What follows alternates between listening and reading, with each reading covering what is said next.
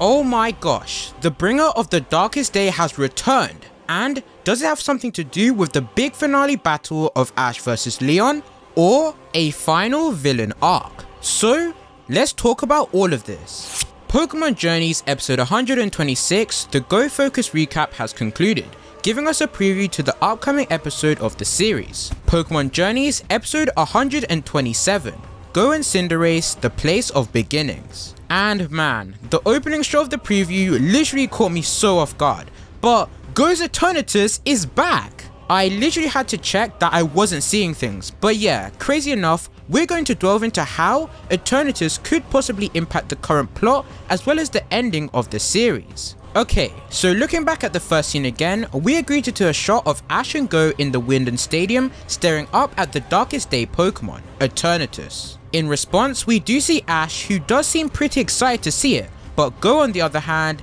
is a little bit worried, and for all reasons. The last shot we are shown includes Professor Magnolia, Sonia, and also Leon, who are standing underneath it, so of course it definitely isn't a threat to anyone as of now. Just even seeing that scene right now literally blows my mind. First things first, what is it actually doing here? If you've forgotten, at the end of the darkest day in episode 45, Goh Eternatus was sealed away into the depths of the earth by Professor Magnolia because it could still pose a potential future threat one day. So it does get me thinking, why would they bring such a dangerous Pokemon back up to the surface? I think there's a good chance that Magnolia and Sonia wanted to do some more research on the Pokemon because of how mysterious it is, with of course the protection of Leon there just if anything goes bad, which does make sense. But my second theory, and a lot of people in the community have been saying this, is that Leon is actually going to use or get Eternatus for himself and add it to his team for the finals versus Ash.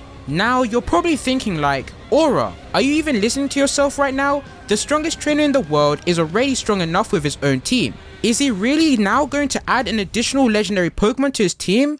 And my response is yes. The main reason I think this could be the case is that Leon himself stated after the Ash vs Cynthia battle that he wanted to make this battle with Ash a finals match that will be a blazing one. And probably by this he means he wants to make this battle one for the history books, one that people won't ever forget. And by raising these stakes by possibly giving him this legendary Pokemon, it most definitely will be. So, if this does go forward, wouldn't Ash surely be at a disadvantage? And yes, you're right. But I think Leon will suppose a new rule that Ash can use 3 of his mechanics in that battle to pretty much even out the playing field, which I think is very fair. And it will literally be so cool to see Ash use 3 mechanics in one battle. Now I can also see Ash actually bringing back some of his older Pokemon for the finals alongside this new rule, seeming as we still have a day before the finals actually starts. And in addition to this, the anime is going to be focusing on Project Mew, so I think that option is still up on the table. Is it likely though? Not really, but I still have hope. Even after all of this, currently Eternatus is still Goh's official Pokemon.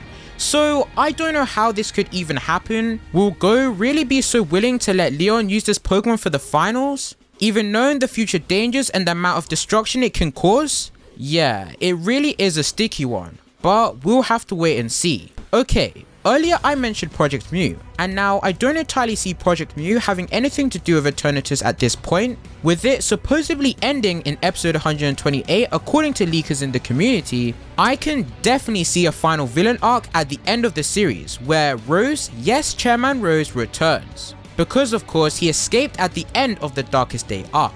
I can see him finding a way to reobtain Eternatus once again and unleash chaos over Gala, in which it would allow for the Masters 8 trainers to help out, and possibly the Project Mew Chasers, which everyone will work together to stop Eternatus, as this time there is no Zacian or Zamazenta to help, and I think this would be so cool. Also, we get to see my boy Alan again, so that's another W. But as always, I'd love to hear your thoughts. What do you think about Eternatus returning once again? And do you agree with my theories on how Eternatus could be used against Ash in the finals or in a future final villain arc of the series? Comment them all down below. Be sure to subscribe for more Pokemon Journeys videos. It's been your boy Aurazora, and I'll catch you all in the next one. Take care.